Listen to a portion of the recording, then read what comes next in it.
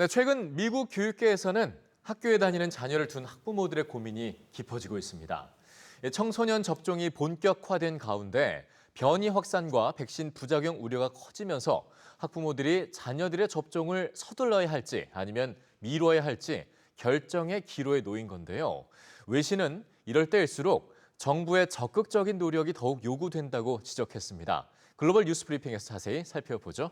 자, 길금희 기자 안녕하세요. 안녕하세요. 네. 일단은 학부모들이 가장 우려하는 부분 도대체 뭡니까?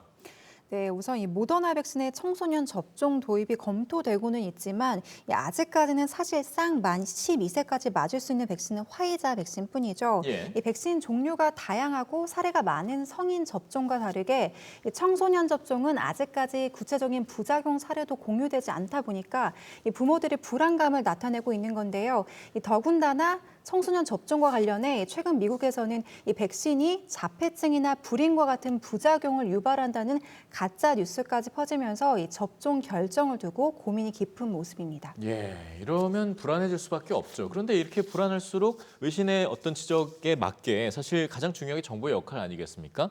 학부모들이 지금 입을 모아서 정부에 요구하는 건 뭐죠? 네, 이 미국의 한 교육 전문 매체가 청소년 백신 접종률을 올리기 위해서 어떤 사회적 노력이 필요한지 학부모들의 의견을 모아 집중 보도를 했는데요. 예. 이 외신은 가장 먼저 정보 공유의 중요성을 강조했습니다. 이 모든 부작용 우려가 높은 상황에서 정보는 주지 않고 접종만 독려를 한다면 이는 실패로 돌아가겠죠. 예. 특히 CDC와 같은 주요 보건기관이 이 백신에 대한 정보를 학부모에게 꾸준히 제공할 필요가 있다고 제안을 했는데요. 그러니까 믿을 수 있는 곳에서 백신 정보를 실시간으로 전달을 하고 지역 보건 전문가들이 부모들과 긴밀히 교류를 해야만 전 세계적으로 청소년 접종률을 올릴 수 있다는 겁니다. 예. 또 정부가 이 백신 접종 경험을 다양한 매체를 통해서 공유를 하고 혹시나 잘못된 부작용이 있다면 어떤 사례들이 발생하고 있는지 정확히 짚어주는 것도 중요하다고 강조를 했습니다. 예, 이런 지적들이 좀 잘 반영이 됐으면 좋겠습니다. 자, 다음 얘기는요.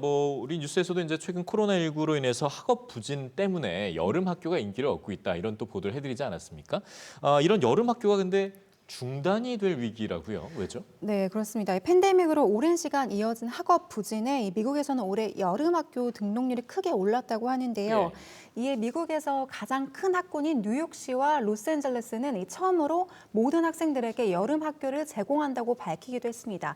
LA에서만 현재 약 10만 명의 학생들이 여름 학교에 참석하고 있고요. 뉴욕에서도 현재까지 20만 명의 학생들이 등록을 마쳤을 정도로 그 인기가 어마어마한데요. 네. 코로나 이전과 비교하면 여름학기 등록률은 10배 이상을 넘어섰을 정도라고 합니다. 하지만 평소 대비 10배나 늘었으니까 예상되는 문제가 있겠죠. 바로 공급난에 허덕이고 있는 겁니다. 그렇겠네요. 학급 과밀이 예상되는 상황에서 당연히 거리 두기도 보장이 돼야 할 테고 그러다 보니까 교실, 교사 모든 게 부족해 보이는데요. 네, 예상을 훨씬 웃도는 수요에 여름학교 진행을 다시 물러야 할 사태까지 온 건데요. 특히 교사 배치가 가장 큰 문제라고 합니다. 예. 수요 대비 교사 수가 현저히 부족한 데다 폭염이 이어지는 여름철 대부분의 학교들은 에어컨 등 편의시설이 취약하다는 지적까지 나오고 있는데요. 네. 교사부터 교실 또 시설까지 공급난을 보이면서 삼중고를 겪고 있는 건데 미국 교육당국이 이런 위기를 극복하고 학습 공백을 어떻게 해소할지 계속해서 지켜봐야겠습니다. 예. 자, 다음 소식도 조금 안타까운 얘기일 수 있어 보여요. 지금 바이든 행정부가 초기부터 굉장히 열을 올렸던 부분 아니겠습니까? 자신 있게 이제 학자금 탕감 정책을 추진하겠다 해서 인기도 얻고 했었는데 지금 이게 보수 집권의 저항에 부딪혀서 답사 상태에 놓인 상태예요.